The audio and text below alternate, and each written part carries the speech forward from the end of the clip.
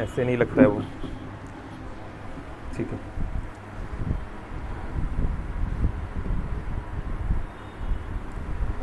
हरे कृष्णा।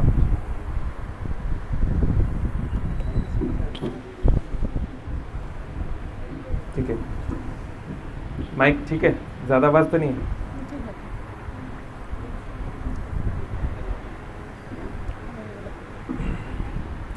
हरे कृष्णा कृष्णा कृष्णा हरे हरे, हरे राम राम राम हरे हरे। सभी का स्वागत है अंतर्राष्ट्रीय कृष्ण भावना मृत संघ इस्कॉन की ओर से।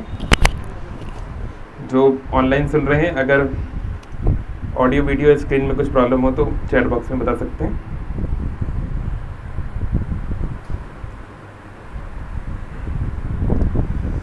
We are just starting in a minute. में थोड़ा सा स्क्रीन शेयर कर रहा हूँ।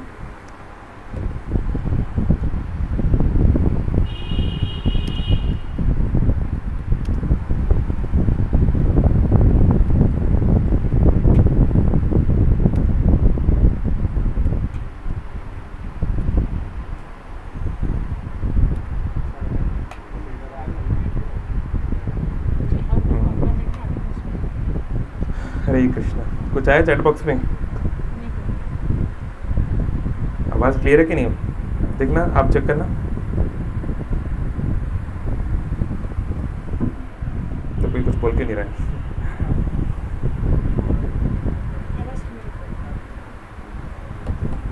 एक सेकेंड बस, स्क्रीन शेयर कर लो।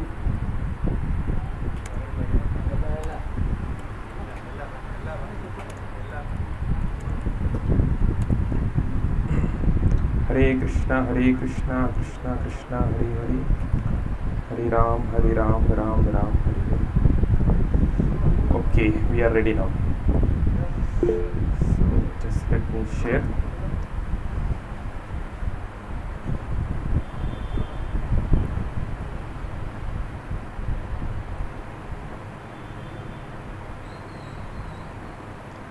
ठीक है, इस फैन को थोड़ा दूर कर लो, आवाज़ आएगी बहुत, थोड़ा दूर कर लो और टर्निंग कर दो, सबको आ जाएगा। Hare Krishna. So the devotees joining online, जो भक्त ऑनलाइन सुन रहे हैं, आवाज़ क्लियर है, स्क्रीन क्लियर है? I hope so. शुरू करते हैं। क्लियर है प्रभु जी। Okay, thank you. ओम अज्ञानतिमिरान्धस्य ज्ञानञ्जनशलाकया चक्षुरुन्मिलितं येन तस्मै श्रीगुरुवे नमः। नमो विष्णुपादाय कृष्णपृष्ठाय भूतले श्रीमते भक्तिवेदांत स्वामिन इति नामिने। नमस्ते सारस्वतीदेवे गौरवाणी प्रचारिणे निर्विशेष निवादी पाश्चात्य देशतारिणे। वाञ्छाकल्पतरुभ्यश्च कृपा सिन्धुभैव च पतितानां पावनेभ्यो वैष्णव्यो नमो नमः। श्री कृष्ण चैतन्य प्रभु नित्यानंद, श्री अद्वैत गदाधर श्रीवासादि गौर भक्त वृंद। हरे कृष्ण कृष्ण कृष्ण हरे हरे, हरे राम राम राम हरे हरे।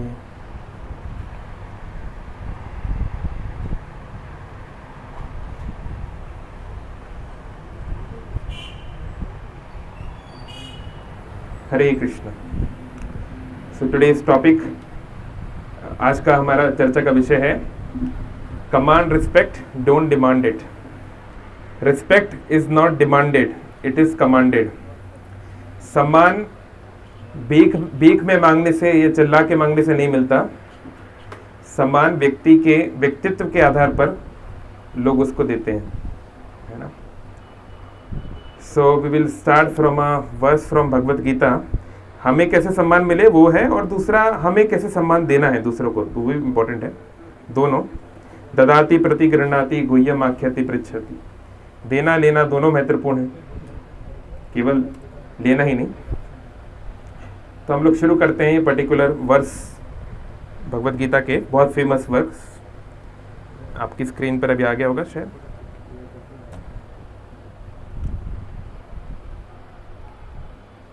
ओके, आ गया, ठीक है, स्क्रीन पर है। बहुत फेमस वर्स कि जो अपने आप को पंडित बोलता है। पंडित मतलब क्या है? वेदी, द्विवेदी, त्रिवेदी, चतुर्वेदी, चौबे, मिश्रा, पांडे, ये पंडित का मतलब नहीं है। जाति से पंडित नहीं बनता। पंडित का अर्थ क्या है? भगवद गीता समझा रही है, ठीक है, मेरे पीछे दोहराएंगे। श्लोक आपके सामने है, 5वां अध्याय भगवद गीता का। विद्या विनय संपन्ने विनय संपन्ने ब्राह्मणे गविहस्तिनि गविहस्तिनि शुनि चैव स्वपाके च पंडितः समदर्शिनः। समदर्शिनः। तो पंडित कौन है, किसको ब्राह्मण कहना चाहिए, कौन सही में पंडित है? तो लेट्स सी। तो पहले बोल रहे हैं विद्या विनय संपन्ने, संपन्न होना यानी to be owner of that thing, है ना। तो किस चीज का संपन्नता है? विनय, विनय मतलब होता है ह्यूमिलिटी, है ना, जेंटल बिहेवियर। तो विद्या से विनयता आती, विद्या ददाति विनयम। तो असल विद्या वो है जो हमको हम्बल बनाए। एक फेमस साइंटिस्ट हैं जिनको नोबेल प्राइज मिला था, उन्होंने कहा a little science takes you away from God but more of it takes you towards him. कौन? बहुत प्रसिद्ध साइंटिस्ट हैं, लुइस पास्चर, है ना, मेडिकल के लिए उनको मिला था 1915-16 में मेडिकल में मिला था नोबेल। तो उन्होंने कहा कि थोड़ा ज्ञान हमको भगवान से दूर ले जा सकता है या अहंकारी बना सकता है। जहाँ बर्तन में पानी कम होता है वो ज़्यादा आवाज़ करते हैं, जिन बर्तनों में पानी भरा है या कोई सामान भरा है वो कम आवाज़ करते हैं। तो ऐसे ही विद्या व्यक्ति को विनय देती है। तो असल में कोई भी जो विद्या है उसका किसी व्यक्ति को सच में ज्ञान हुआ, रियलाइजेशन हुआ, थ्योरेटिकली तो हो सकता है उसने मगअप कर लिया हो, रट लिया हो, लेकिन real knowledge will make you understand how insignificant you are. ये संसार में कितने अनंत कोटि ब्रह्मांड हैं, देयर आर इन्यूमरेबल यूनिवर्सेस। उसके एक छोटे से यूनिवर्स में हम रहते हैं, उसमें इतने सारी गैलेक्सीज हैं, या वैदिक टर्मिनोलॉजी में बोले तो प्लानिटरी सिस्टम्स हैं। उसमें हम एक छोटे से प्लैनेट पे रहते हैं, उसके एक छोटे से देश के, छोटे से राज्य के, छोटे से शहर के, छोटे से घर में हम रहते हैं। तो वी आर नेग्लिजिबल, हमारा कोई यूनिवर्स में सिग्निफिकेंस नहीं है ना। हमारे आने जाने से यूनिवर्स को कोई फर्क नहीं पड़ने वाला है। तो जो ये बात समझते हैं वो विनम्रता पाते हैं। तो इसलिए साइंस की व्हाट इज नॉलेज, उपनिषद बताते हैं नॉलेज की डेफिनेशन क्या है। प्रभुपाद बहुत जगह पे बताएं स्क्रिप्चर में। What is the one statement definition of knowledge? What is knowledge? Okay, to know God. वो तो है एक, like it's one of the goals of knowledge. What is the meaning of real knowledge? So the Upanishads say knowledge means which gives us the ability to differentiate between sat and asat, between eternal and temporary, between spirit and matter. कोई भी जो ज्ञान होता है वो हमको सही गलत में भेद करना सिखाता है, या दो सही में क्या ज़्यादा सही है वो भेद करना सिखाता है ना। अगर आप एक केमिस्ट हैं तो आपके पास अगर नॉलेज है तो यू शुड नो कि इस बीमारी के लिए बेस्ट दवाई क्या है ना, ये कौन से ब्रांड की सही है। तो नॉलेज का मतलब है कि आप इस संसार को जाने और आपके नॉलेज के, आपके असर्शन के द्वारा, आपके लॉजिक के द्वारा उचित डिसीजंस लें, है ना। यही तो नॉलेज का अर्थ है। पर अल्टीमेट नॉलेज मीन्स जो टेम्पररी और परमानेंट में डिफरेंस करना सिखाती है, the difference between matter and spirit. तो भगवत गीता में भगवान यहाँ बोल रहे हैं कि जो व्यक्ति विद्या से संपन्न होता है वो विनय उसके अंदर स्वाभाविक आ जाता है, उसके अंदर ह्यूमिलिटी स्वाभाविक आ जाती है। और फिर वो क्या करता है? ब्राह्मणे गवि हस्तिनी। ऐसा व्यक्ति चाहे कोई ब्राह्मण हो, ब्राह्मण, पंडित और विप्र, ये सारे एक जैसे शब्द होते हैं पर थोड़ा थोड़ा अंतर है। क्या है ब्राह्मण शब्द का क्या अर्थ है? ब्रह्म जानाति इति ब्राह्मण। यस, ब्रह्म जानाति इति ब्राह्मण। जो ब्रह्म को जानता है इसको ब्राह्मण बोलते हैं। ब्रह्म मतलब परम सत्य, है ना। संस्कृत में परम सत्य को ब्रह्म बोलते हैं। तो ब्रह्म को जो जानता है यानी जो समझता है परम सत्य क्या है, ईश्वर क्या है, और उसके अनुसार अपने जीवन को जीने का प्रयास कर रहा है। उसको पता है कि अगर मैं कुछ गलत करूंगा, किसी को दुख दूंगा, तो कर्मणा देव नेत्रेणा, प्रकृति और भगवान के बनाए हुए नियम मुझे सजा देंगे, तो इसलिए वो अपना प्रयास करता है। ही मे नॉट बी परफेक्ट। ब्राह्मण जो है जरूरी नहीं कि शुद्ध भक्त हो, ब्राह्मण प्रयास कर रहा है ब्रह्म के आधार पे जीवन जीने का, इसलिए उसे ब्राह्मण बोलते हैं। ओके। और विप्र मतलब, विप्र मतलब क्या है? विप्र मतलब होता है वेद पाठ भवेद विप्रो, जिसको वेदों का नॉलेज है, मतलब स्कॉलर है ना। भले उसको रियलाइजेशन होना हो पर उसको नॉलेज है ना, तो उसको विप्र बोलते हैं। तो विप्र तो कोई भी बन सकता है, थोड़ी मेहनत करेगा तो विप्र बन सकता है। और पंडिता मतलब, पंडित की डेफिनेशन यहाँ पे दी जा रही है ना। पंडित कौन है वो आगे बताया जाएगा, है ना। जिसको उस ज्ञान का रियलाइजेशन आ गया है उसको पंडित बोलते हैं। तो ब्राह्मणे गवि हस्तिनी, गवि मतलब फीमेल एलिफेंट। तो अगर कोई पंडित जो है वो एक ब्राह्मण को देखता है जंगल में जाते हुए, वहीं दूसरी ओर वो एक हस्तिनी मतलब एक फीमेल एलिफेंट को देखता है, एक गाय को देखता है ना, गवि फीमेल काऊ को देखता है। फिर शुनि, शुनि मतलब एक ये डॉग को देखता है ना। और सपाकेचा, पाके मतलब उसको पकाने वाला, उसको खाने वाला, तो कुत्ता खाने वाला। जो लोग डॉग खाते हैं, डॉग को अपना आहार बनाते हैं, उसके लिए एक शब्द है वैदिक टर्मिनोलॉजी में, क्या है, क्या बोलते हैं उनको? हाँ, चांडाल। यस, चांडाल। चांडाल मीन्स जो कुत्ते का मांस खाना पसंद करते हैं या खाते हैं, उसको बोलते हैं। ओके। तो फिर पंडित मतलब जो इन सभी को, पंडिता समदर्शिना, सभी को एक ही दृष्टि से देखे। अब ये रियलिटी में कैसे पॉसिबल है? अगर मेरे सामने एक हाथी है, एक गाय है, कुत्ता है, कुत्ता खाने वाला है, एक ब्राह्मण है, तो मैं सबको एक दृष्टि से कैसे देख सकता हूँ? How is it possible? तो today we will try to understand it. Okay. तो यहाँ पर एक बहुत प्रसिद्ध श्लोक है ये भर्तृहरि का। भर्तृहरि को हो सकता है बहुत सारे लोग ना जानते हो, पर राजा विक्रमादित्य का नाम सबने सुना होगा, जिनके नाम पर हिंदू कैलेंडर भी है ना, विक्रम संवत। तो राजा विक्रमादित्य के बड़े भाई थे, उनका नाम था भर्तृहरि। तो भर्तृहरि के बहुत सारे स्क्रिप्चर्स हैं, उसमें से एक में वो एक बहुत अच्छी एडवाइस देते हैं। तो बोलते हैं, रविर अपि न दहति तादृक् यादृक् संधति वलूक निक्रह अन्यस्मल लभा पादो निचः प्रायेण दुष्शशो भवति। तो वो एक अच्छा उदाहरण देते हैं, जैसे आप ये फोटो में देख सकते हैं, मैंने व्हाट्सएप पे भी डाला, कि मान लीजिए एक बहुत गर्म दिन है, इस साल बहुत गर्मी पड़ी है ना, तो सूर्य जो है गर्मी में बहुत तकलीफ देता है, किसी को भी पसंद नहीं आती सूर्य की द्वारा जो सफरिंग है ना, सफरिंग ड्यू टू समर, तो बहुत तकलीफ देता है। तो व्यक्ति हो सकता है राहत के लिए इधर उधर कहीं ढूंढ रहा हो, टू गेट रिलीफ, है ना।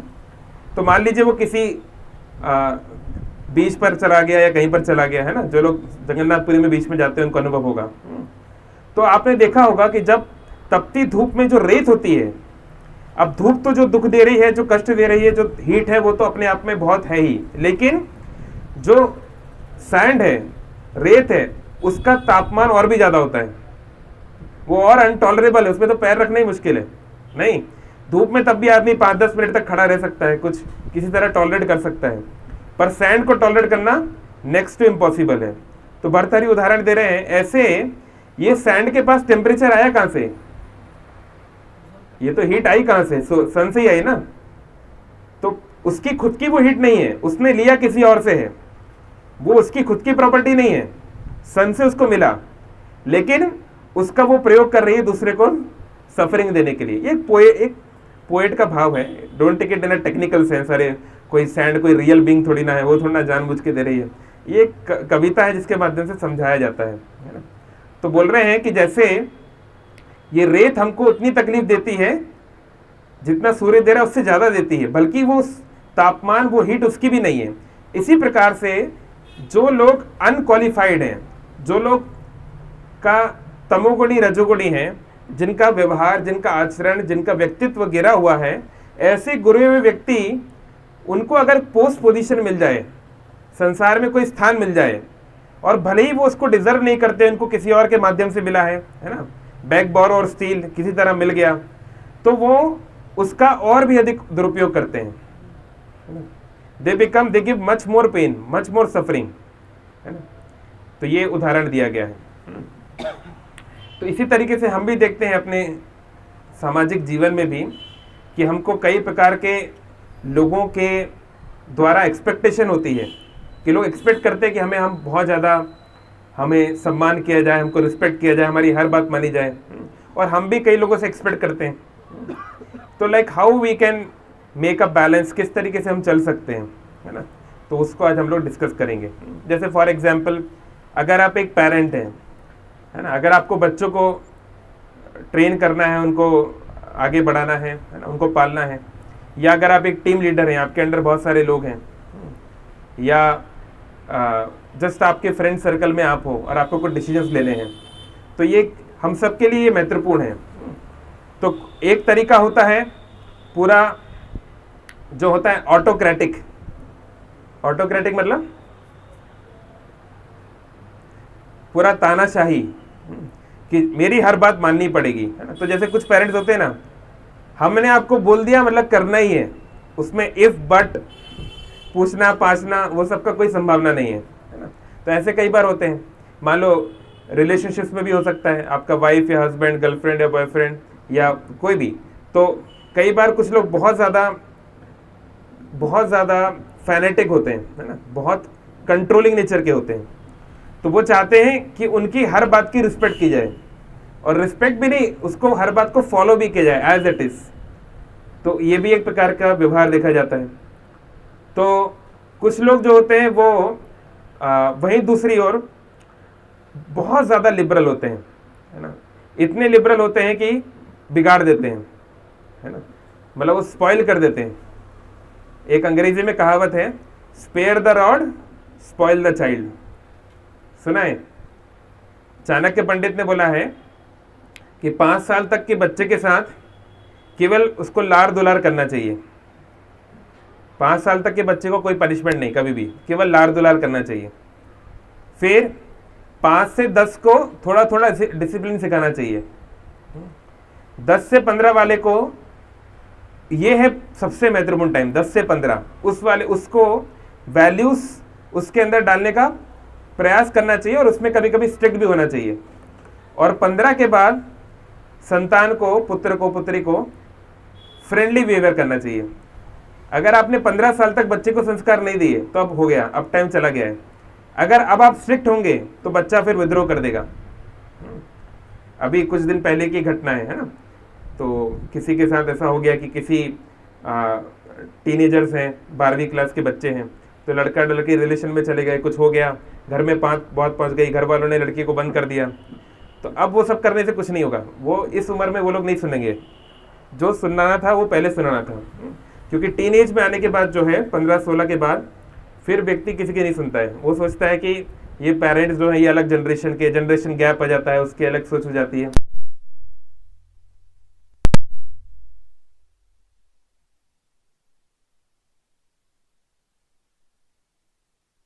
नॉट ऑडिबल प्रभु।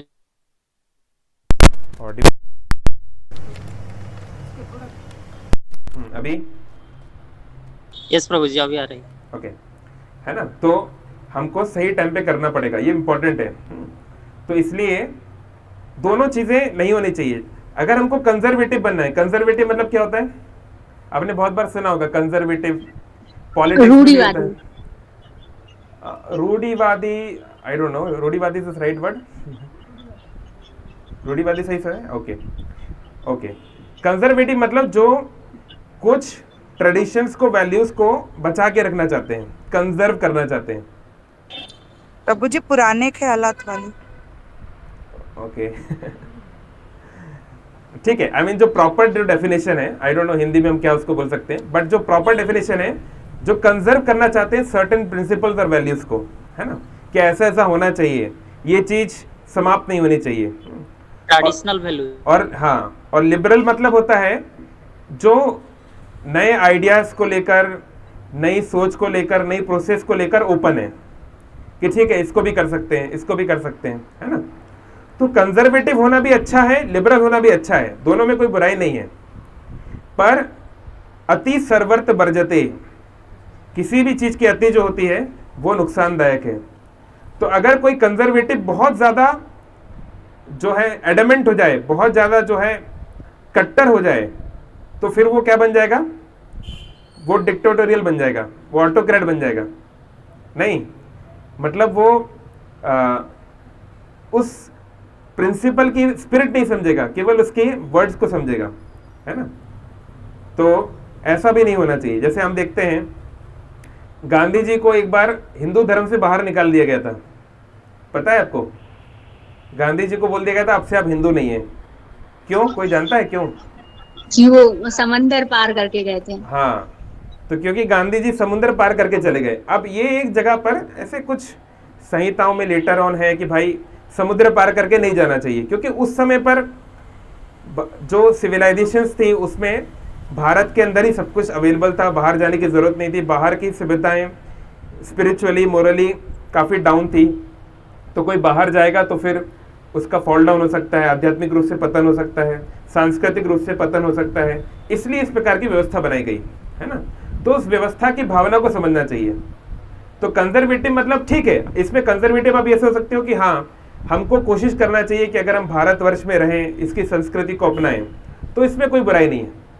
लेकिन जो है ब्लाइंड ऑटोक्रेसी कब आएगी, जब आप बोलोगे नहीं ये हम इसकी भावना को हम नहीं जानते, इसकी हर एक शब्द को आपको पालन करना पड़ेगा, है ना। तो दैट विल बी डेंजरस। उसी तरीके से दूसरी ओर हम देखें, लिबरल बनना बहुत अच्छा है। यानी आपने देखा कि नहीं अब ग्लोबल वर्ल्ड हो गया है, सारा दुनिया एक, the world is a small village, her cheese connected है। तो अगर हमको पैसा कमाना है तो अमेरिका जाना पड़ेगा, तो उसमें कोई बुराई नहीं है, अच्छी सोच है। लेकिन लिबरल बनने के नाम पर हमको डेविएंट नहीं बनना चाहिए। Too much liberalism can result in deviation. Deviation मतलब जो प्रिंसिपल था वो बिल्कुल भी नहीं बचता, सब कुछ समाप्त, कुछ बचेगा ही नहीं, है ना। अगर आप एक क्रिकेट फैन है तो भाई आईपीएल आया, 2020 आया, तो लिबरल पॉइंट ऑफ व्यू से आप सोचोगे कि हाँ अच्छा है, आएगा तो नई प्रकार की क्राउड उससे जुड़ेगी, जो लोग टेस्ट क्रिकेट नहीं देखना चाहते वो उससे जुड़ेंगे, तो वो अच्छा है। और कंजर्वेटिव अप्रोच है कि नहीं टेस्ट क्रिकेट को बचाना चाहिए, तो वो भी अच्छा है। लेकिन जो है ऑटोक्रेटिक अप्रोच क्या है कि नहीं चाहे कुछ भी हो जाए 20 ओवर का क्रिकेट नहीं होगा, नहीं तो हम पिच खोद देंगे, ये एक प्रकार का व्यवहार है। और डेविएंट व्यवहार का है कि अरे टेस्ट क्रिकेट गया तेल लेने के लिए, आईपीएल खेलो पैसा कमाओ, तो फिर आपका मेल जो प्रिंसिपल था क्रिकेट वो तो बर्बादी हो गया, फिर बचा क्या, है ना। अभी खबर आ रही है वेस्ट इंडीज टीम जो है वर्ल्ड कप की क्वालिफायर से बाहर हो गई। ये लोग ये किस जो पुराने क्रिकेट फैंस हैं वो लोग इमेजिन भी नहीं कर सकते कि ऐसा दिन आएगा कि वेस्ट इंडीज की टीम वर्ल्ड कप नहीं खेल पाएगी, ऐसा भी जमाना आ गया, है ना।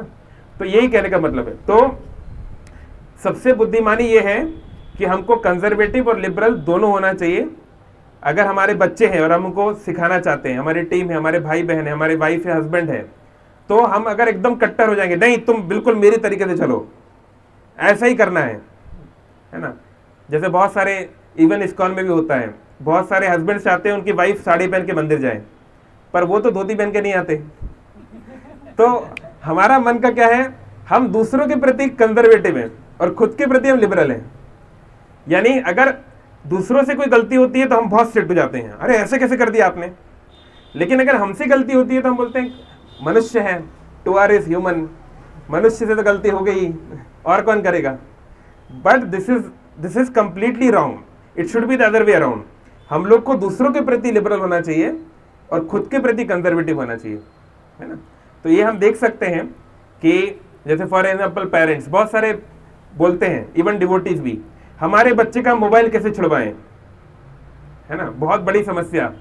इंस्टाग्राम रील्स बहुत बड़ी समस्या, क्या करें। तो प्रश्न है कि बच्चा जो है वो आपकी बात, children do not hear they see, वो आपकी बात सुनेगा नहीं, वो देखेगा आप करते क्या हो। अब आप खुद ही दिन भर फोन चला रहे हो, एक बहुत समय तक फोन चला रहे हो, तो आप उससे कैसे एक्सपेक्ट कर सकते हो कि वो ना चलाए, है ना। तो ऐसा पॉसिबल नहीं है। तो इसलिए अगर हम चाहते हैं, if you want to be a respectable person, we have to give up our false ideologies. अगर हम ज़्यादा लोगों से कनेक्ट करना चाहते हैं, गहरे संबंध बनाना चाहते हैं, तो ये बहुत महत्वपूर्ण है कि सामने वाले की भावना को भी स्पेस दें। इसका ये मतलब नहीं कि उसकी हर फालतू बात को मानना है, नहीं, इसका ये मतलब भी नहीं। अगेन, लिबरल के नाम पे हमको डेविएंट नहीं बनना चाहिए, है ना। हमको अपने कोर वैल्यूज को बचा के रखना चाहिए, वो कंजर्व करना जरूरी है, लेकिन हमको नई चीज़ों के लिए हमेशा ओपन रहना चाहिए। जैसे शीला प्रभुपाद बोलते हैं, क्यों उनके जो बहुत सारे गुरु भाई थे, सबको उनके गुरु महाराज ने कहा था कि आपको वेस्टर्न वर्ल्ड में जाना है और प्रचार करना है, ये कृष्ण भक्ति का संदेश आपको पश्चिम जगत तक पहुंचाना है, पर उनके कोई गुरु भाई नहीं कर पाए, केवल वो कर पाए। क्यों? क्योंकि प्रभुपाद बहुत लिबरल थे, है ना। उनको जहाज में टिकट मिल गया, प्लेन में टिकट नहीं मिला, पैसे नहीं थे, जहाज में मिल गया, जहाज में चले गए। अभी अमेरिका में किसी को जानते नहीं थे वो, तो जो मथुरा में किसी ने बोला था मेरा बेटा रहता है दूर में, वहां चले जाना, है ना, तो उसके वहां पे वो चले गए, गोपाल अग्रवाल। तो उसकी जो पत्नी थी वो तो अमेरिकन थी, सैली, तो वो आई, तो उन्होंने स्वागत किया उनका, उनको बिठाया, पानी वानी पिलाया, फिर वो सिगरेट पीने लगी। अब सोचिए 70 साल का सन्यासी किसी के घर पे आया और यहाँ पर एक यंग लड़की है 25-30 साल की, वो सिगरेट पी रही है। और ऐसा नहीं कि वो कुछ उनको अपमान करना चाहती है, उसको पता नहीं है, इट्स नॉट कि वो जानबूझ के उनको कोई कुछ उनको मजाक उड़ाना चाहती है। उनके लिए बहुत नॉर्मल है, अपने पेरेंट के सामने भी पी सकते हैं, बहुत नॉर्मल बात है, खासकर ये हम 60s की बात कर रहे हैं। तो वो सिगरेट पी रही है। तो अब अगर प्रभुपाद एकदम कंजर्वेटिव होते, जैसे हम बहुत सारे तथाकथित हम साधुओं को देखते हैं, हल्की सी थोड़ा सा उनके नाक पे गुस्सा होता है, नहीं, थोड़ा सा कुछ हो गया तो बस ऐसा सुनाएंगे, ऐसा बोलेंगे कि भाई पता नहीं क्या कर दिया आपने, बहुत बड़ा ये कर दिया। चैतन्य महाप्रभु के समय पर ऐसा हुआ। चैतन्य महाप्रभु के समय पर एक राजा थे, क्या नाम था उसका यार, हुसैन शाह के फॉस्टर फादर, जो बंगाल के राजा थे हुसैन शाह, उसके फॉस्टर फादर, उनको पालने वाले पिता, मुझे अभी जस्ट नाम उनका क्लिक नहीं कर रहा है, एनीवे नाम बाद में बता दूंगा। तो वो पहले हिंदू थे और उन्होंने जो है मुसलमान से थोड़ा संबंध उनका बन गया, थोड़ा उनके साथ हो गए, है ना। नहीं तो नहीं मतलब वो हिंदू थे, अच्छा ऐसे कुछ नाम है शायद उनका, बट एनीवे, तो उन्होंने जो है उसको पाला था, हुसैन शाह को उन्होंने पाला था, आगे चल के वो उसी को भगा के खुद राजा बन गया, है ना। एनीवे, तो चैतन्य महाप्रभु से वो मिला, वो व्यक्ति मिले बुढ़ापे में और बहुत रो रहे हैं, बहुत तकलीफ में हैं। तो चैतन्य महाप्रभु ने पूछा क्या हो गया, तो बोले कि इस तरीके से मैंने एक मुसलमान लड़के को पाला था, तो ब्राह्मण समाज ने मेरा बहिष्कार कर दिया, मुझे ऑस्ट्रेसाइज कर दिया, क्योंकि ब्राह्मण समाज में कोई ऐसा था कि अगर आपके मुसलमान की छाया भी अगर आपको पड़ गई तो आप हिंदू नहीं हो सकते। तो इस प्रकार की जो कंजर्वेटिव के नाम पर ये जो बेवकूफियां हुई है ना, ये जो पागलपन हुआ, इससे हमारे धर्म को, संस्कृति को बहुत विनाश हुआ। ये जब ये सब कुछ जो छुआछात, कोई इधर दिख गया तो ये, पानी पी लिया तो ये सब के कारण जो है हमें इतना नुकसान हुआ कि आज तक हम लोग झेल रहे हैं, है ना। तो चैतन्य महाप्रभु से उनको बोला, तो चैतन्य महाप्रभु ने बोला ओके ठीक है, तो अभी आप क्या करने वाले हैं। तो उन्होंने बोला कि मैंने ब्राह्मणों से पूछा कि इसकी क्या प्रायश्चित है, मैं क्या करूं, मैं मुसलमानों के संग में रहा, मैं अपने दोबारा अपने क्षत्रिय धर्म का पालन कैसे कर सकता हूं। तो उनको पता है उनके पंडितों ने क्या दिया प्रायश्चित। पंडितों ने बोला आप बनारस जाइए और बनारस जाके गंगा किनारे आप गरम एकदम गरम घी पीजिए,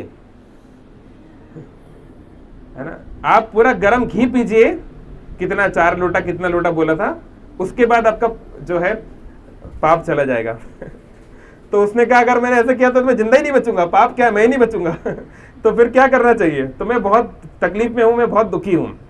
तो चैतन्य महाप्रभु ने कहा तुम बनारस कुछ मत जाओ, तुम यहाँ पर हो, यहीं पर रहकर इस हरे कृष्णा महामंत्र का जप करो, हरे कृष्णा कृष्णा कृष्णा हरे हरे, हरे राम राम राम हरे हरे। तुम इस हरे नाम का जप करो, तुमको और कुछ करने की जरूरत नहीं है ना। और अगर तुम्हें लगता है, तुम्हें मेरी बात पे भरोसा नहीं, तो मैं तुमको विश्वास दे रहा हूं, कोई भी पाप होगा तुम्हारा वो मैं ले लूंगा, तुम बस ये कार्य करो। तो हमको ये समझना चाहिए कि उसके पीछे भावना क्या है, वो बहुत समझना बहुत महत्वपूर्ण है। Okay, so we have to become, we can be conservative, we can be liberal, both are good, both are nice, both are important, but we should not become deviant on either side. Conservative नाम की कट्टर ना बने और deviant के नाम पर जो है लिबरल के नाम पर डेविएंट ना बने, बहुत महत्वपूर्ण है। तो ऐसे ही एक बहुत महत्वपूर्ण यहाँ पे एक भागवतम में एक स्टोरी है राजा वेन की, किंग वेन। तो वो हम लोग शॉर्ट में चर्चा करेंगे। So you can see on the screen.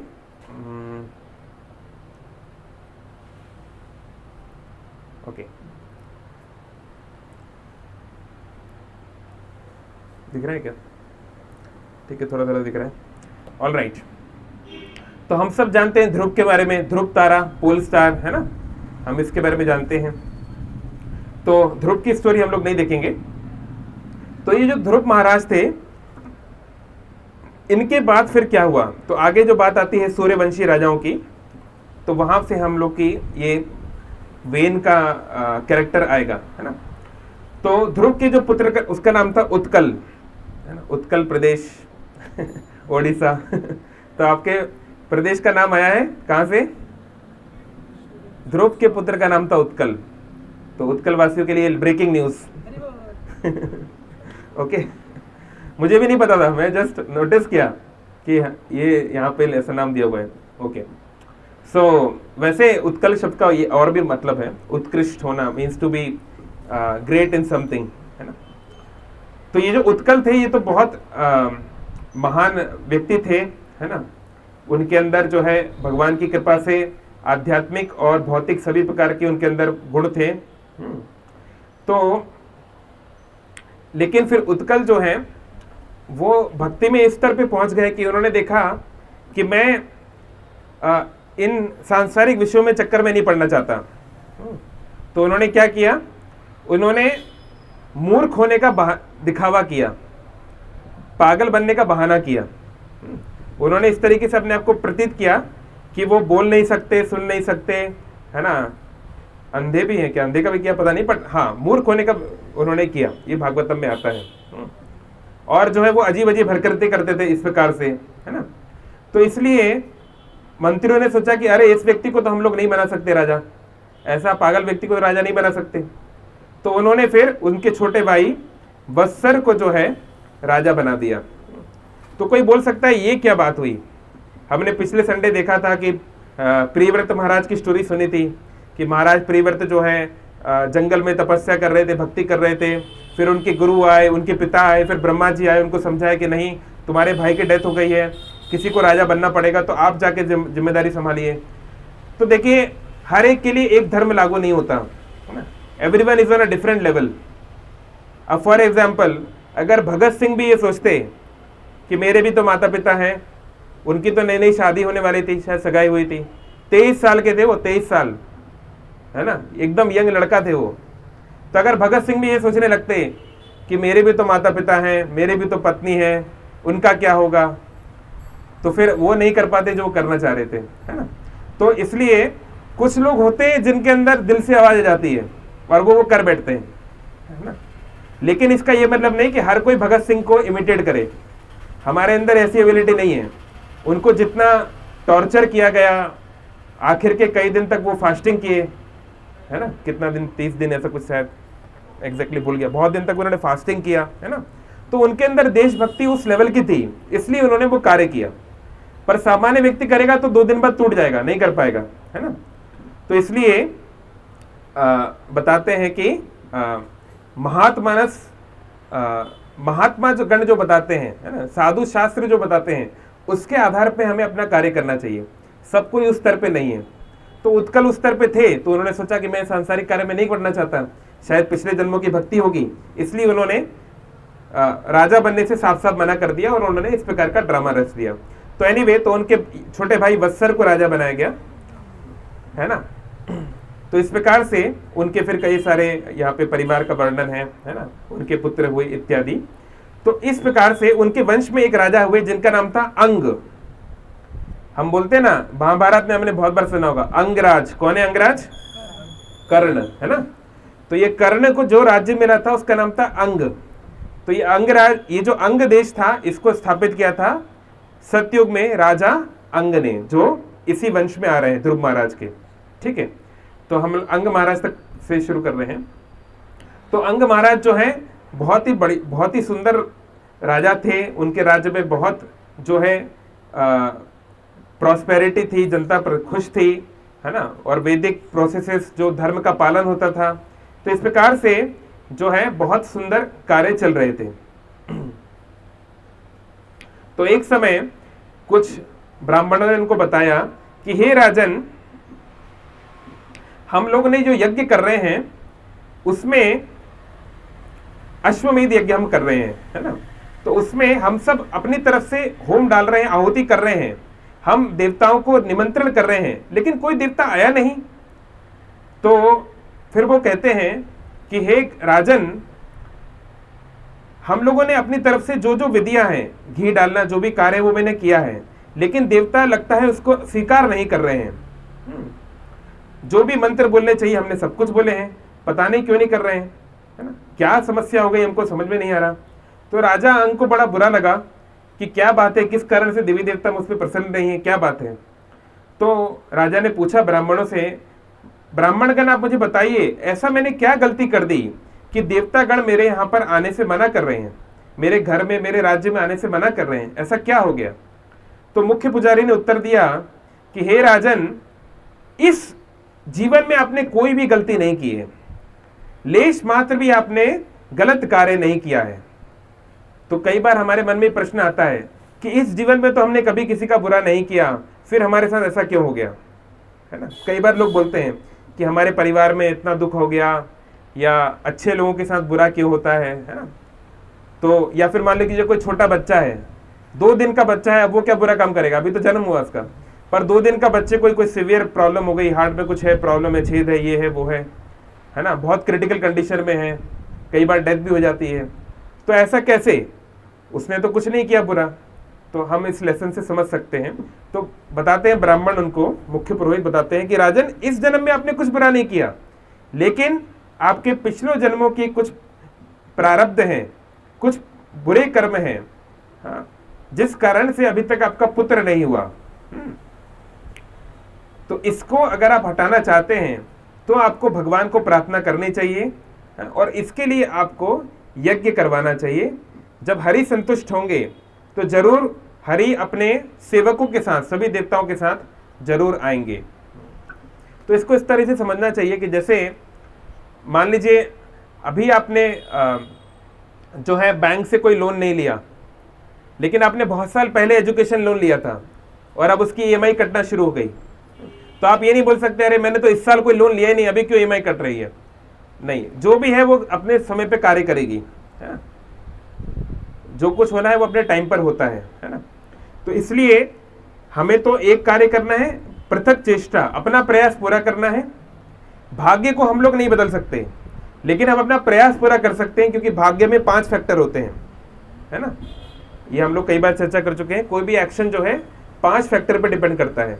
किसी चीज में हम सक्सेसफुल होंगे कि फेलियर होंगे, कोई कार्य हो पाएगा कि नहीं, कोई हमारी इच्छा पूरी होगी कि नहीं, उसके पीछे 5 अलग अलग फैक्टर हैं, और उसमें से है पृथक चेष्टा, हमारा प्रयास। तो हमें तो प्रयास करना ही चाहिए।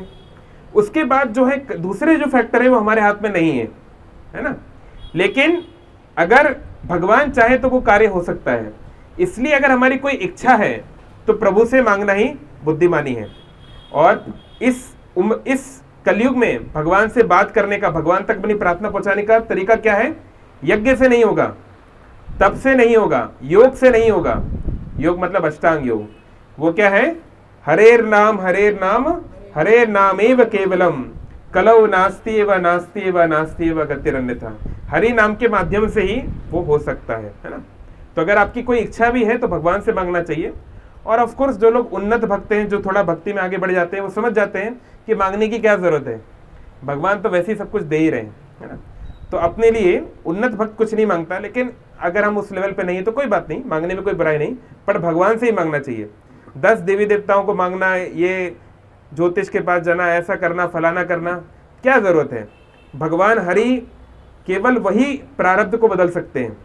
कोई राहु केतु शनि ये सब जो है ये केवल आपको आपके ही कर्मों का फल दे रहे हैं। तो किसी को शनि की 7.5 लग गई तो वो कोई ज्योतिष बोल रहा है आप ये अंगूठी पहन लीजिए, तो ठीक है आपको शनि से राहत मिल जाएगी, पर कोई और आके परेशान करेगा, फिर कोई और आके परेशान करेगा। करोड़ों देवता हैं, किस किस को संतुष्ट करोगे? शनि की इनसे नहीं बनती, इनकी इनसे नहीं बनती, चंद्र की बृहस्पति से नहीं बनती, इंद्र की इनसे नहीं बनती, तो सब आपस में ऐसे तुम्हें घुमाते रहेंगे। तो इसलिए जो है अप्रारब्ध फलम पापम कूटम बीजम फलोन्मुखम क्रमणैव प्रलीयते विष्णु भक्ति रतात्मनम। इन सब पापों को हम लोग नहीं काट सकते, लेकिन जो मन लगा के विष्णु भक्ति करता है तो भगवान विष्णु चाहे तो काट सकते हैं, ओनली ही कैन डू। तो इसलिए उनके शरण में जाना चाहिए, कृष्ण के शरण में जाना चाहिए। तो जब अंग महाराज ने ये सब सुना तो उन्होंने भगवान विष्णु की संतुष्टि के लिए यज्ञ करना शुरू किया। तो यज्ञ के पश्चात यज्ञ पुरुष बाहर निकले, एक दिव्य पुरुष बाहर निकले, और उन्होंने एक स्वर्ण कलश में कुछ स्वीट राइस था, कुछ खीर थी, वो दिया। तो अंग महाराज ने उस खीर को स्वीकार किया, उनको बड़ा अच्छा लगा। तो फिर उन्होंने उस खीर को अपनी पत्नी जिनका नाम था सुनीता उनको दिया। तो उस खीर को खाने के बाद सुनीता जो उनकी पत्नी थी उनको एक पुत्र की प्राप्ति, उनको प्रेगनेंसी हुई। अब आप कोई बोल सकता है ये क्या है, खीर खाने से कोई कैसे हो सकता है ना? I mean how is it possible logically? तो हाँ ये बात सही है, मनुष्य के लिए पॉसिबल नहीं है। तो हम देख रहे हैं अंग महाराज एक मनुष्य है, सुनीता एक मनुष्य है, वो लोग ये सब नहीं कर सकते। बट इफ गॉड बॉन्ड्स और the Demi God's bond, देवतास bond, they have greater power. तो ये चीज धीरे धीरे जब हम भक्ति में आगे बढ़ते हैं तो कुछ चीजें रियलाइजेशन के साथ ही आती हैं। Until then you have to theoretically try to understand, पर जब लाइफ में कुछ डिवाइन एक्सपीरियंसेस होते हैं तब फेथ बढ़ता है इन बातों पे। सो एनीवेज, सो सुनीता जो है उनको पुत्र की प्राप्ति हुई और उनका उन्होंने नाम रखा वेण। तो वेण उन्होंने पुत्र का नाम रखा। ओके, यानी अधर्म का नाश करने वाला, है ना, ये उन्होंने सोचा था नाम इसका। ओके, तो इसके पश्चात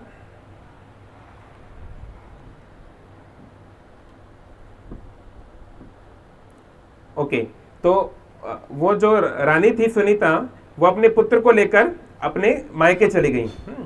तो वहां पर उसका लालन पालन हो रहा था और वहां पर थोड़ा वो बिगड़ गया, गलत संग में पड़ गया, थोड़ा नैतिकता भूल गया, धर्म से विरुद्ध हो गया। तो कभी कभी ऐसा हो जाता है। देखो मतलब हम देखें अंग महाराज की किस्मत, इतनी मेहनत से उन्होंने इतना अच्छे से सब कुछ किया, सब कुछ ठीक है, लेकिन किसी और संग में वो चला गया और बिगड़ गया, है ना।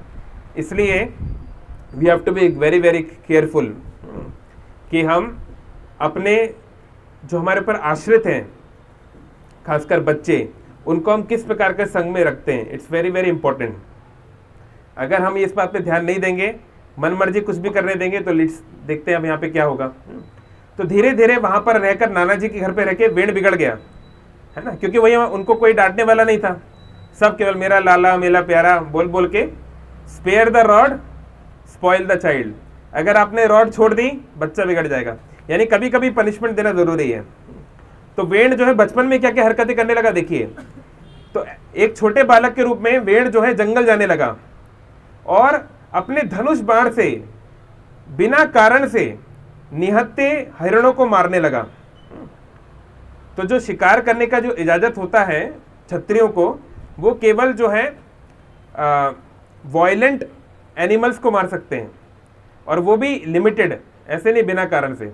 लेकिन ये जो बालक है, ये इसके अंदर जो है दूसरों को दुख देकर खुशी, जो से बोलते हैं क्या बोलते हैं, नार्सिस्टिक सैडिस्ट, उस तरह का बन गया वो, कि उसको तकलीफ देने से उसको अच्छा लग रहा है ना। हम देखते हैं ना बहुत सारे लोग ऐसे होते हैं, सीरियल किलर्स। भाई अगर आप किसी को क्यों मारोगे? अगर आपकी उससे कोई दुश्मनी है, उससे आपको कोई बदला लेना है, कुछ उसका चोरी करना है, तभी तो मारोगे ना, बिना कारण थोड़ी ना मारोगे। पर कुछ लोग इतने साइकोलॉजिकली पागल हो जाते हैं कि उनको अच्छा लगता है बस उसको तड़पते देखना, उसकी चीख सुनना, उसका खून देखना, है ना। तो ऐसे ही वेण जो है, हाँ लिटिल बिट, साइकोकुलर। Yes yes. तो वेंड जो है कुछ प्रकार इस प्रकार का बन गया, छोटा बालक, छोटा सा बालक। अभी कुछ दिन पहले की खबर आई, एक 11 साल की 11 साल का एक लड़की थी कि लड़का था, एनीवे 11 साल का बच्चा, तो वो जो है अपने पड़ोस में बेबी सिटर बना।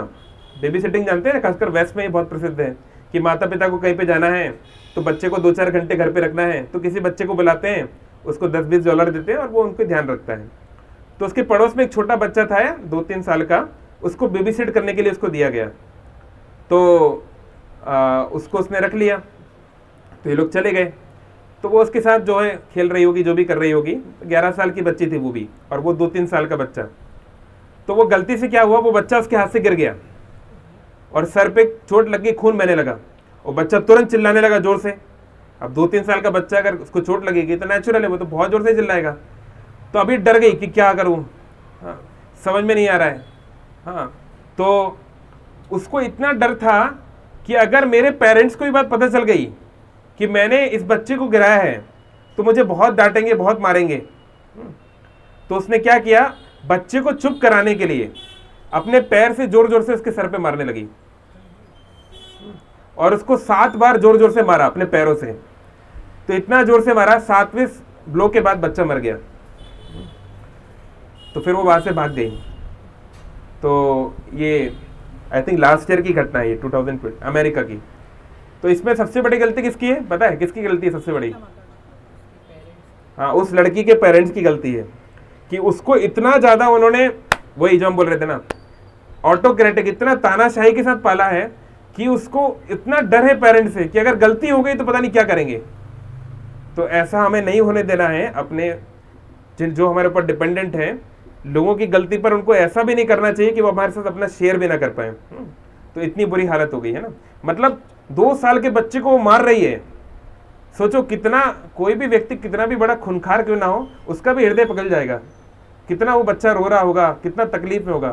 पर दैट्स हाउ इट वर्क्स कि व्यक्ति पूरा हार्टलेस हो जाता है, उसको कुछ समझ में नहीं आता है ना। इसलिए हम देखते हैं इतने सीवियर केस होते हैं रेप के, है ना, उसमें लड़की के साथ क्या क्या करते हैं और फिर उतना खतरनाक तरीके से मारते हैं। तो हमको ये समझना चाहिए कि ये मन हमारा बहुत बड़ा शत्रु है, बेरिडाम। अगर हमने मन को बुरा संगत में जाने दिया तो ये हमारे साथ भी हो सकता है। वो भी तो हमारी तरह मनुष्य थे, वो थोड़ी ना कोई रावण की पुत्री थी। तो ये किसी के साथ भी हो सकता है। इसलिए हमको बहुत सावधान रहना चाहिए कि हम मन को किस प्रकार के संस्कार दे रहे हैं और दूसरों को भी कैसे दे रहे हैं। सो एनीवे, तो इस प्रकार से वो हिरण को मार रहा था, बहुत कर रहा था, बहुत समस्याएं कर रहा था इस प्रकार से। तो उससे सब लोग जो है परेशान होने लगे। लोग जो है डरते थे उससे, अरे ये आ गया, हाँ निर्लज आ गया, ये जो है इसके अंदर कोई दया नहीं है, वेड़ आ गया, इस प्रकार से लोग उससे डरने लगे। फिर उसके जो साथ में दोस्त थे, जो उसका बच्चा पार्टी थी दोस्त, तो ये क्या करता था, खेलते खेलते कभी कभी अगर कुछ दोस्तों से अगर कुछ कहा सुनी हो जाए तो जानवरों की तरह उन बच्चों को मार देता था जान से। और वो तो राजकुमार है, कोई क्या बोलेगा, है ना। इस प्रकार से अपने ही फ्रेंड्स को भी मारने लगा। तो इस प्रकार से इतना खतरनाक हो गया वो।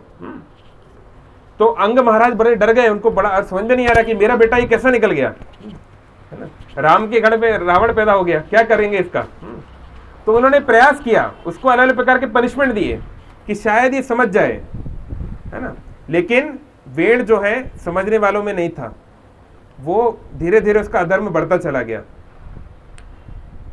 तो फिर अंग महाराज ने चिंता किया धीरे धीरे कि जिन लोगों की संतान प्राप्ति नहीं होती वो लोग तो बहुत खुश हैं, एक्चुअली वो लोग बहुत सौभाग्यशाली हैं, है ना। तो देखो ये संसार की समस्या है, कोई तन दुखी, कोई मन दुखी, कोई धन बिन रहत उदास, थोड़े थोड़े सब दुखी, सुखी केवल राम का दास। जिसका बच्चा नहीं है, संतान नहीं है, बोल रहा है हमारा संतान नहीं है, वो रो रहे हैं। और जिनकी संतान है भीड़ की तरह बोल रहे हैं संतान क्यों है, तो वो संतान उनको रुला रही है ना। तो संसार ऐसा है। तो अंग महाराज रोने लगे कि अरे ये कैसा बच्चा है ना। इससे अच्छे तो वो माता पिता हैं जिनको कोई बच्चा नहीं है, वो लोग खुश हैं। तो इस प्रकार की मुझे कितना दुख झेलना पड़ रहा है, कितनी मुझे इस प्रकार की समस्याएं झेलनी पड़ रही है। तो उनका जो है इतना मन दुखी हो गया, इतना वो जो है होपलेस हो गए कि उन्होंने सोच लिया कि मैं इस संसार में अब ज़्यादा समय रह नहीं पाऊंगा। उनको पूरी उम्मीद कम होने लगी और धीरे धीरे उनका बच्चे के प्रति, परिवार के प्रति जो है मोह कम होने लगा, है ना। ये भी उनके साथ होने लगा। तो इस प्रकार से रात रात भर वो सो नहीं पाते थे, है ना। और लेकिन उनकी पत्नी आराम से सोच रही थी पत्नी को कोई फर्क नहीं पड़ रहा है ना। तो ये भी होता है देखिए संसार में, जैसे कई पेरेंट्स हैं या कई लोग हैं, उनको बोलें कि देखिए आपका बच्चा जो है जो बहुत ज़्यादा मोबाइल देख रहा है या मान लीजिए इधर उधर के वीडियोस देख रहा है, ये खराब संकेत हैं या गलत संग में है, तो बोलते कोई बात नहीं, बच्चा है, अभी नहीं करेगा तो कब करेगा 4 दिन की जवानी है, फलाना, अभी एंजॉय नहीं करेगा तो कब करेगा। तो ऐसे कुछ पेरेंट्स जैसे हम देख रहे हैं यहाँ पर, महाराज अंग की पत्नी, उनको कोई फर्क ही नहीं, आराम से सो रही है।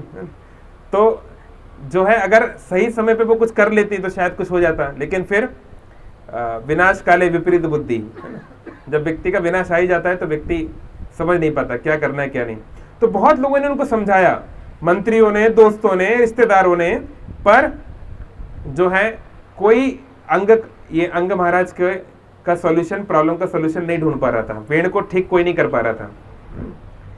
तो इस प्रकार से बहुत समय धीरे धीरे बीत गया, वो धीरे धीरे बड़ा होने लगा। तो फिर जो है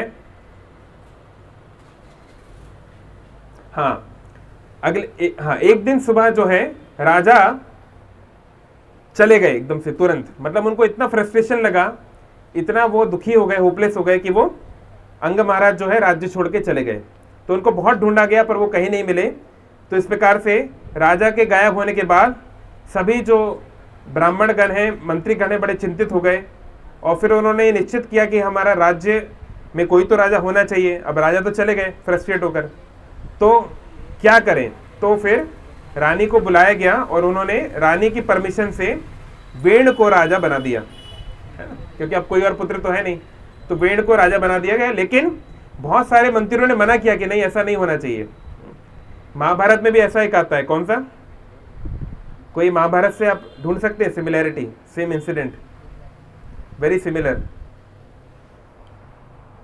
ऑनलाइन कोई जानते हैं, जिसको बचपन में ही संकेत देखकर जो है इसको बोल दिया गया था कि भैया इसको परिवार से निकालो, पर उसको नहीं निकाला गया और वो बाद दुर्योधन।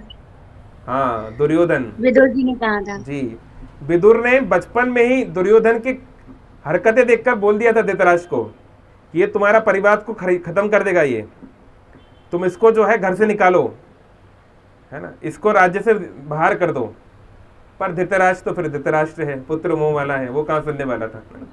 तो अगर सुन लेते तो क्या होता, बाकी उनके 99 पुत्र बच जाते, लेकिन नहीं सुना तो फिर बहुत बड़ा विनाश हुआ, है ना।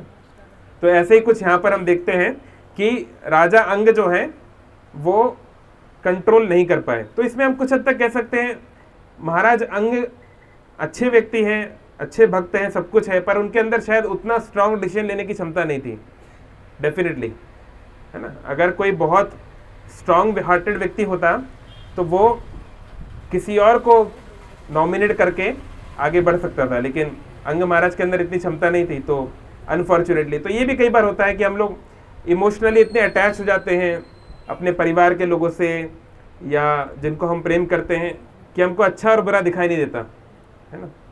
कितने लोगों ने मदर इंडिया मूवी देखा, मदर इंडिया, अच्छा आजकल के ज़माने में कोई अच्छी मूवी के बारे में पूछे तो खराब है एनीवे, तो ये हम सबके साथ में भी डायलेमा आता है कि भाई हमें अपनी रिस्पॉन्सिबिलिटी पूरी करनी चाहिए या अपने परिवार के जो कर्तव्य है वो निभाना चाहिए, है ना। तो बहुत अच्छा उसमें मदर इंडिया में बताया गया है। तो फाइनली क्या होती है, वो जो मदर इंडिया है वो अपने ही बेटे को गोली मार देती है ना। क्या नाम था संजय दत्त के पिता का नाम क्या था? सुनील दत्त, सुनील मूवी में बिरजू। यस, सुनील दत्त को गोली मार देती है अपने ही बेटे को। So like it's a very interesting story.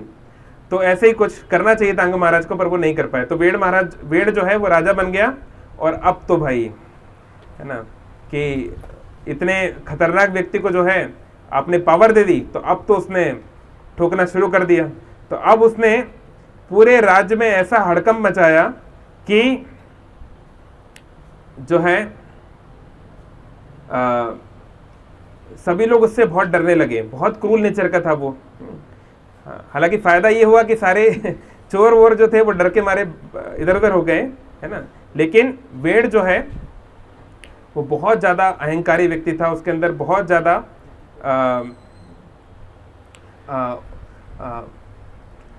उसके अंदर फॉल्स ईगो था। तो उसने ब्राह्मण को कहा कि तुम इतना पैसा क्यों बर्बाद करते हो, ये यज्ञ वज्ञ क्यों करते हो, बंद करो ये सब, ये दान तपस्या ये सब बंद करो, ये सब करने की क्या जरूरत है, इससे क्या फायदा होगा, कुछ प्रैक्टिकल काम करो, है ना। तो उसने जितनी भी आध्यात्मिक गतिविधियां हैं वो सब बंद करा दी। ये सब करने की कोई जरूरत नहीं है। तो भगवान जैसे भगवत गीता में बोलते हैं कि जो आसुरी प्रवृत्ति का व्यक्ति बोलता है अहम ईश्वर अहम भोगी, अरे मैं तो ईश्वर हूं, मैं तो सब कुछ कंट्रोल कर रहा हूं, ये सब मेरे लिए होना चाहिए, ये सब तुम किसी और के लिए क्यों कर रहे हो, है ना। इस प्रकार से तो हम देखते हैं संसार में भी ऐसा होता है कि मान लीजिए किसी का परिवार में कोई व्यक्ति कुछ भक्ति करना चाहता है, कुछ अच्छा कार्य करना चाहता है, तो बाकी परिवार के कुछ लोग बोलते हैं क्यों कर रहे हो, क्या जरूरत है, हमारे लिए करो, करना ही तो हमारे लिए, हम मर गए क्या, हम तो हैं यहाँ पर, हमें तो किसी और के लिए करने की क्या जरूरत है ना। तो लाइक दैट। तो वेड जो है इसी प्रकार से था। तो चलिए हमारे पास अब समय थोड़ा कम है, किसी का कोई क्वेश्चन है तो कमेंट बॉक्स में डाल सकते हैं। तो मैं इन शॉर्ट बता रहा हूँ, फिर आगे स्टोरी क्या हुआ। तो वेड जो है वो एक्सपेक्ट करता था कि सब लोग उसको एब्सोल्युटली रिस्पेक्ट करें, मतलब जितने मिनिस्टर हैं, ब्राह्मणगण हैं, प्रजागण हैं, उसकी हर एक बात टू द लेटर फॉलो होनी चाहिए। तो शुरुआत में तो सब लोगों ने किया डर के मारे, क्या करेंगे, राजा है मानना तो पड़ेगा, है ना। तो शुरुआत में तो लोगों ने किया, पर धीरे धीरे उसका आतंक बढ़ने लगा। जैसे हिरण्यकशिपु, जैसे कई लोग बोलते हैं औरंगजेब बहुत बुरा राजा था, या जो वर्स्ट हम लोग राजा सोच सकते हैं, तो हाँ बहुत बुरा राजा था वो, पर हिरण्यकशिपु से किसी का मुलाकात कंपैरिजन नहीं कर सकते हम। हिरण्यकशिपु इतना खतरनाक था, उसने कहा जहां ब्राह्मण दिखे, जैसे जो औरंगजेब है या बाकी लोग हैं वो तो पहले कन्वर्ट करते हैं कि चलो पहले तुम मुसलमान बन जाओ, या जो उनकी डिमांड है वो पूरी कर लो तो शायद बच जाओगे। उनका था नहीं, कन्वर्ट वन्वर्ट कुछ नहीं, जहां ब्राह्मण दिखे तुरंत काट दो उसको, तुरंत काट दो, जहां गाय दिखे तुरंत काट दो, क्योंकि विष्णु का भोजन है ना, गो ब्राह्मण हिताय च, विष्णु हमारा शत्रु है, तो गो ब्राह्मण को तुरंत काट देना है, वो सबसे डेंजर। और जहां वृक्ष दिखे वृक्ष जला दो। सभ्यता जो है हमारे ऊपर डिपेंडेंट होनी चाहिए। जैसे ये तो आजकल लोग ऐसा करने भी लगे हैं, जैसे जब वर्ल्ड वॉर के टाइम पे क्या करते थे कि जानबूझकर जो वाटर रिसोर्सेज हैं, झीलें हैं, उनमें उनको जो है उनके अंदर जहर डाला जाता था, उनको पॉइजनस बनाया जाता था, ताकि जो एनिमी की जो सेना आने वाली है आसपास वो उसको यूज़ ना कर पाए, है ना। तो ये आजकल बायोलॉजिकल वॉरफेयर इस सब का बहुत डर है। कुछ लोग का भी मानना है कि कोविड गलती से नहीं जानबूझ के फैलाया गया, पता नहीं बट बायोलॉजिकल वॉरफेयर एक रियलिटी है, सबको डर है इस बात का। सीरिया में बहुत लोग का मानना है कि असद की सरकार कर रही है, जानबूझ के इस तरह की गैसेस फेंकी जाती हैं जिससे कि लोग जो हैं सीवियर डिजीज में आते हैं, फिर उनको उनकी शेल्टर लेनी पड़ती है, लाइक दैट। तो वेड़ के टाइम से सब चल रहा है ना। वेड़ भी इस तरह का था, हिरण्यकशिपु भी इस तरह का था। तो उसने जो है बहुत ज़्यादा ये जो है तानाशाही बढ़ा दी, और वो चाहता था कि लोग विष्णु भक्ति ना करें, भगवत भक्ति ना करें, उसी का सम्मान करें। तो इस प्रकार का रिस्पेक्ट वो चाहता था। तो फिर जो है सत्य जो है परेशान हो सकता है, पराजित नहीं। अंततः सत्यमेव जयते, सत्यम एव मतलब सर्टेनली, निसंदेह, जयते, अल्टीमेटली उसी की डेथ, उसी की विक्ट्री होती है। तो फिर जब बहुत सारे जो महान ऋषिगण थे, महान भक्तगण थे, जो जंगलों में रह रहे थे, जिनको कोई मतलब नहीं कि कौन राजा है कौन है, उन्हें कोई मतलब नहीं, जब वहां तक बात पहुंच गई, जंगलों तक लोग जो है परेशान होने लगे, तो फिर उन्होंने इकट्ठा होकर समझना शुरू किया कि ये प्रॉब्लम क्या है। तो उनको पता चला कि ये राजा वेड़ की हरकतें हैं, उसने ऐसा कर दिया है। तो वो राजा वेड़ के पास गए, उसको समझाया कि देखो बेटा, तुम जो है तुम्हारे पास जो शक्ति आई है तुम्हें तुम्हारे पिता ने दी है, लेकिन अल्टीमेटली ये सब कैसे हुआ, भगवान की इच्छा से होता है। अगर भगवान तुम्हारे को अभी एयर सप्लाई बंद कर दे तो तुम तुरंत मर जाओगे। बहुत तरीके से समझाने का प्रयास किया, लेकिन वो नहीं मान रहा था, उल्टा उन्हीं को गाली गलौज कर रहा था। तो फिर सारे जितने ऋषिगण थे, महान ऋषिगण, बृहस्पति इत्यादि बहुत जो महान ऋषिगण हैं, वो सब मिलके एक ही डिसीजन पे पहुंचे कि जो लातों की भूत बातों से नहीं मान सकते, है ना। अब ये काटने वाला सांप है, अब इसको मारना ही पड़ेगा। तो सब ने मिलके उनको जो बोला, हताम हताम, मारो इसको मारो। और ये इस लेवल के डिवोटीज थे, इस लेवल के ये लोग भक्त थे कि इनको कोई फिजिकल फाइट करने की जरूरत नहीं है। उनके श्राप मात्र से तुरंत अंग की मृत्यु, वेण की मृत्यु हो गई, ऑन द स्पॉट डेथ, उसी समय उसकी डेथ हो गई। तो इसके बारे में बहुत लोग बोलते हैं, अरे ये कैसे भक्त लोग थे, किसी को मार दिया। अरे आपको भक्त को तो जो है जीव के प्रति दया करनी चाहिए, ऐसा करना चाहिए, वैसा करना चाहिए। हाँ, वो बात सही है कि पर्सनल लेवल पर हम अगर हम जो है सफरिंग को सहन करते हैं, अगर कोई इतना महान है तो ये उसकी महानता है, उसकी भक्ति आगे बढ़ेगी। लेकिन अगर हम उस लेवल पे नहीं तो हमको इमिटेट नहीं करना चाहिए।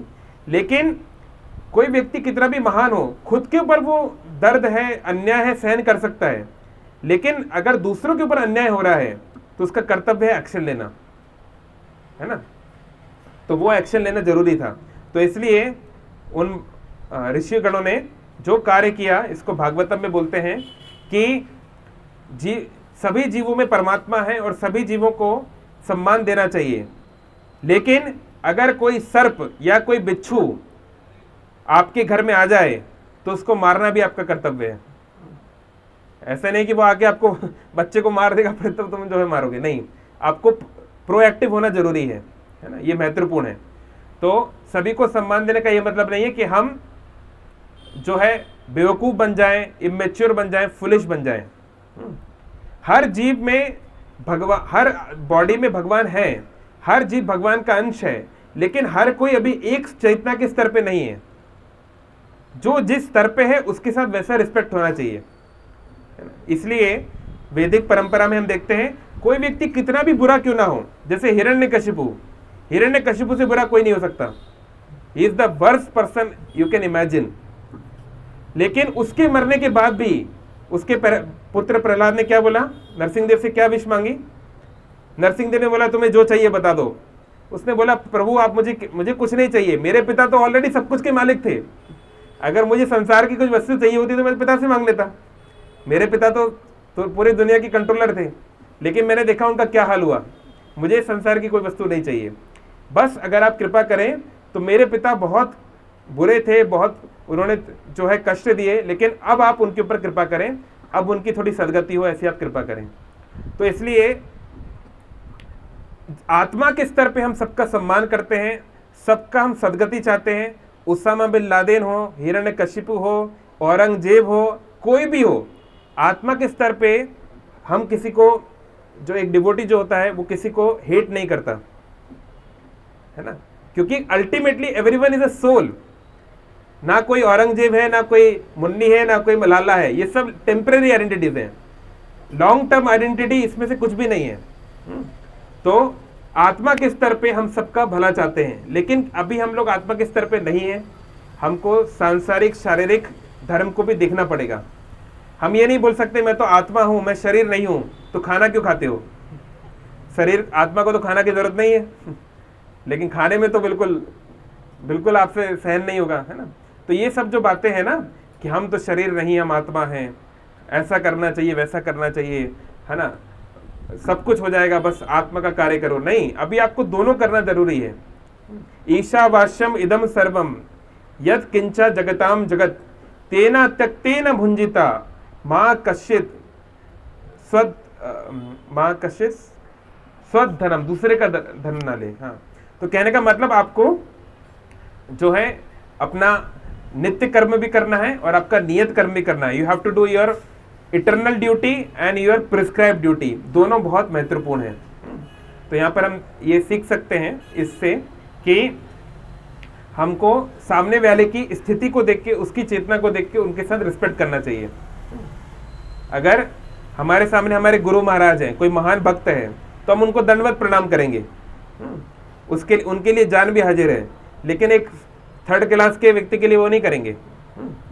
तो उसका हम सम्मान करते हैं, उसका हम भला चाहते हैं, लेकिन अगर हम उसको पावर दे देंगे, जैसे हम देखते हैं यहाँ पर वेण के साथ हुआ, वही उदाहरण, रेत को जो पावर दे दी सूर्य ने, तो रेत हमको ही दुख देती है।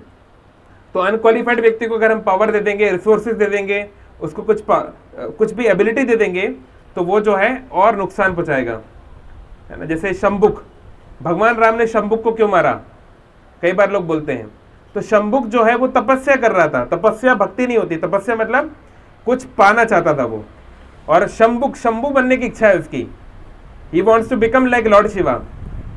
तो ऐसे अगर हर कोई तीसरा छाप व्यक्ति जो है, अगर वो इस प्रकार की तपस्या करेगा, तो उसको रोकना बहुत जरूरी है। जैसे हम देखते हैं आज के जमाने में नॉर्थ कोरिया जो है न्यूक्लियर मिसाइल टेस्ट कर रहा है ना, ईरान कर रहा है, तो उनके ऊपर इतने सारे सैंक्शन लगे हैं। क्यों लगा है सैंक्शन? क्योंकि हर कोई जानता है कि वो मोटू कुछ भी कर सकता है, उस पर किसी को भरोसा नहीं है, वो कभी भी बटन दबा देगा, कुछ भी हो जाएगा। तो वो तो पागल है, चलो वो अलग बात है, उसने अपने देश को कंट्रोल कर रखा है, वो अलग बात है, पर कितने सारे दूसरे देश के इनोसेंट लोगों की लाइफ खतरे में है ना, इसलिए उसके पागलपन को अलाउ नहीं किया जा सकता। तो ऐसे ही शंभुक जो है तपस्या कर रहा था, अच्छी बात है, किस लिए तपस्या कर रहा था? भक्ति में आगे बढ़ने के लिए, ज्ञान प्राप्ति के लिए नहीं, भाई को पावर चाहिए। तो भगवान विष्णु जो है वो इस तरह के फालतू कामों में नहीं पड़ते, है ना। वो जानते हैं व्यक्ति के हृदय में क्या है। जैसे ब्रह्मा आदि देव जो हैं, उनको तब भी लोग घुमा देते हैं कभी कभी, है ना, जो है हमको ऐसा वर दे दीजिए, हम ये करेंगे वो करेंगे। फिर बाद में भगवान, जैसे नरसिंह देव के एपिसोड में आता है, नरसिंह देव पूछते हैं ब्रह्मा जी से, तुम बार बार इन सबको ऐसे वर देते ही क्यों, कि इस तरह की परेशानी होती ही क्यों है, क्यों देते उस प्रकार के वर? तो भगवान विष्णु, भगवान राम जो है इस तरह के कार्य नहीं करते।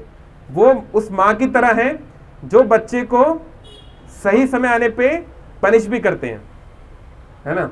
जैसे आप माँ को मांगो चॉकलेट, और माँ को पता है ये रोज चॉकलेट मांगता है, तो डांट देगी, निकलो नहीं मिलेगी।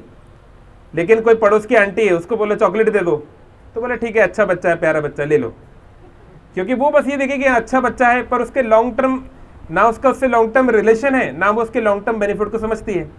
तो देवी देवता गण हैं, संसार के जो महान लोग हैं, है ना, योगी हैं, कोई सिद्ध है, उनके पास आप अर्जी लगाएंगे, वो आपकी अर्जी पूरी भी कर देंगे, लेकिन लॉन्ग टर्म बेनिफिट वो नहीं हो सकता। लॉन्ग टर्म हमारा बेनिफिट केवल भगवान श्री कृष्ण ही कर सकते हैं, क्योंकि वही जानते हैं हमारे लिए लॉन्ग टर्म बेनिफिट क्या है ना।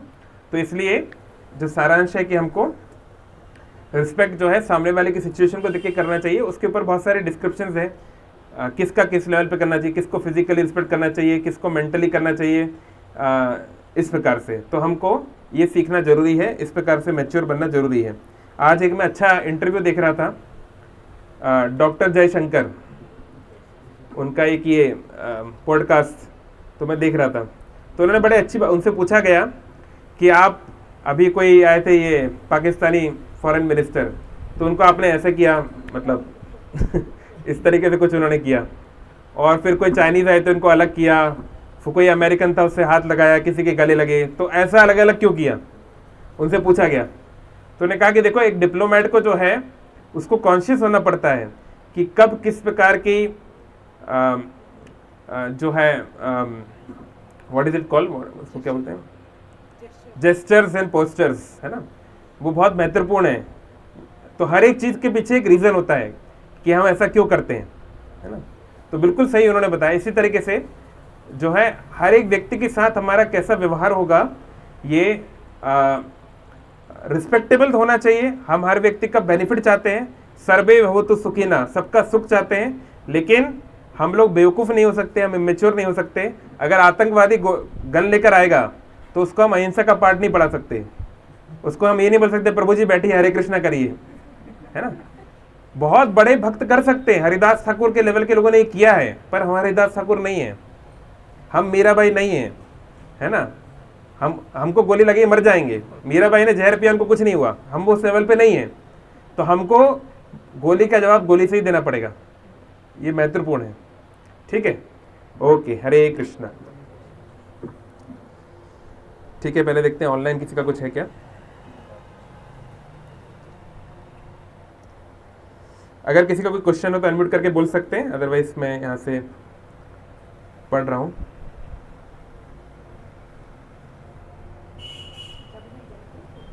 एनी क्वेश्चन ऑनलाइन अनम्यूट करके पूछ सकते हैं, या कोई कमेंट कुछ आप शेयर करना चाहते हो उससे रिलेटेड।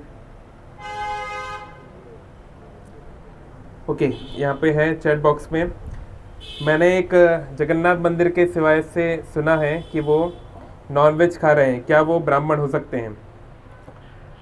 तो वही बात है, ब्राह्मण मतलब जो ब्रह्म को जानता है ना, जो परम सत्य को जानता है। अब जो परम सत्य को जानता है वो क्या करेगा? जीवो जीवस्य जीवनम, इस संसार में रहने के लिए हर जीव को दूसरे जीव की हत्या करनी पड़ती है। This is the law of nature. बिना हत्या किए, बिना वायलेंस किए कोई रह नहीं सकता। लेकिन बुद्धिमानी क्या है? You do the least violence, है ना। तो अगर आपके पास 3 ऑप्शन है, सपोज यहाँ पर एक इंसान का बच्चा है, एक छोटा सा बच्चा है इंसान का, है ना, और कोई बकरे का बच्चा है, और एक पौधे का बच्चा है। एक पौधा है, गेहूं का पौधा, चावल का पौधा है, पैडी है। तो तीनों में लाइफ है, तीनों लिविंग बीइंग्स हैं। लेकिन मनुष्य का मतलब क्या है? मनुष्य के अंदर आहार निद्रा भय मैथुनम चा सामान्य एतत् पशु भी समाना, धर्मो ही तेषाम अधिको विशेषो, धर्मेन विहीना पशु भी समाना। मनुष्य वह है जो मनुष्य के लिए मरे, ये तो पशु प्रवृत्ति है कि आप ही चरें। फेमस हिंदी कविता है ना, जो शास्त्रों के अनुकूल है कि मनुष्य के अंदर, चलो बाकी जीव तो उनके अंदर इतनी इंटेलिजेंस नहीं है, उतनी बुद्धि नहीं है, उतना डिस्क्रिमिनेशन नहीं है, इसलिए वो नहीं कर पाते।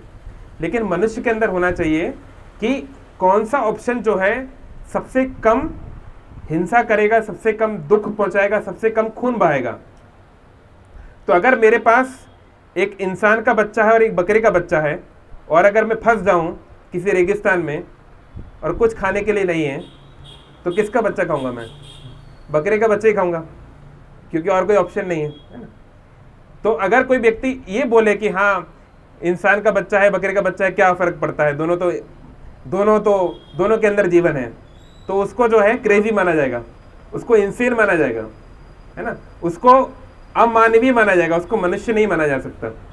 तो ऐसे ही अगर आपके पास ऑप्शन है, बकरे का बच्चा है और पौधे का बच्चा है, अगर आपके पास दोनों ऑप्शन है ना, अगर आप कहीं ऐसी जगह फंस गए, जो महाभारत में भी ऐसा इंसिडेंस है, एक ऋषि का, जो ऐसी जगह फंस गए, उनके पास खाने के लिए कुछ नहीं था, तो उन्होंने फिर एक जानवर का मांस खाया, है ना।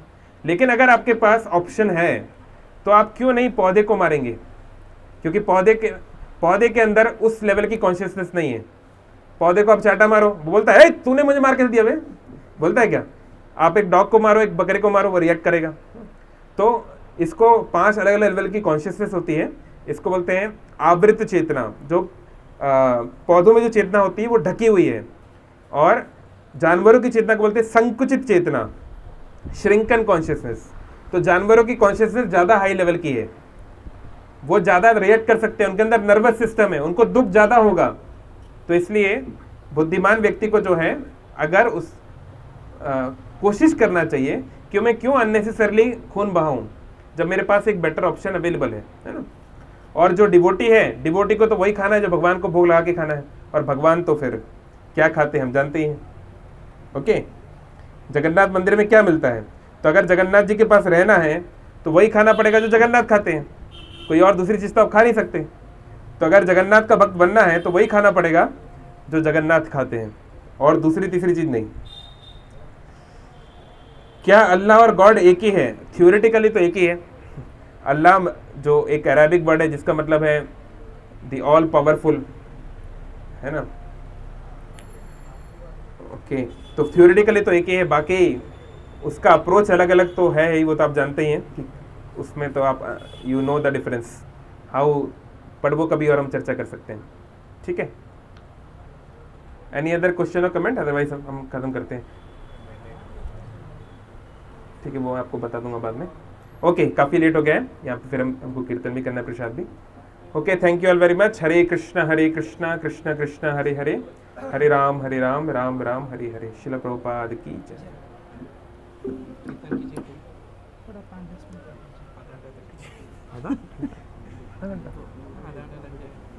क्यों भूख नहीं लगा?